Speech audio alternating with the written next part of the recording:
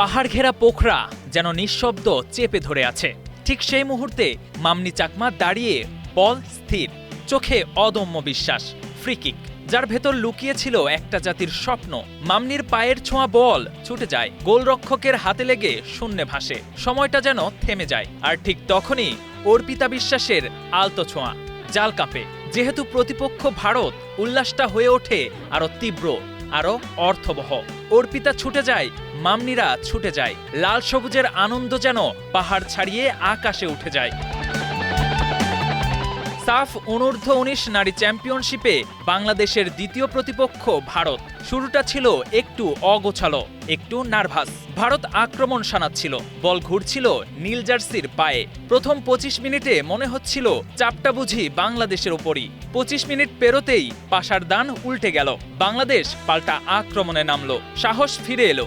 আর 29 মিনিটে অর্পিতা বিশ্বাসের নিখুঁত ফিনিশিংয়ে বল জড়ালো জালে। প্রথম গোলের পর বাংলাদেশ যেন ডানা মেলে ধরল, আত্মবিশ্বাস বাড়ল, পাসে গতি এলো, দৌড়ে দৃঢ়তা।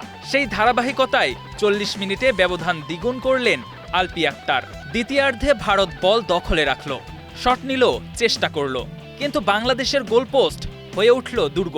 একের পর এক শট রুখে দিলেন গোলরক্ষক, দৃঢ় হাতে, শান্ত মাথায়। আর গোল এলো না। স্কোরলাইন বাংলাদেশ 2, ভারত 0। শেষ বাঁশি বাজার সঙ্গে সঙ্গে স্পষ্ট হয়ে গেল ছবিটা। বাংলাদেশ মাঠ ছাড়ছে জয় নিয়ে, আত্মবিশ্বাস নিয়ে, আর মাথা উঁচু করে।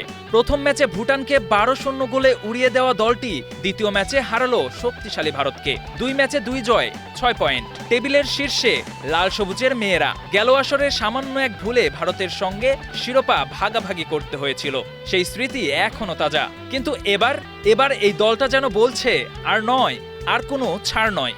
7 ফেব্রুয়ারি ফাইনাল। পয়েন্ট টেবিলের শীর্ষে থাকা দুই দলের মুখোমুখি লড়াই। পোখরা আবারও সাক্ষী হবে, আর বাংলাদেশ, তারা প্রস্তুত ইতিহাস নতুন করে লেখার জন্য। KM Sony, star news.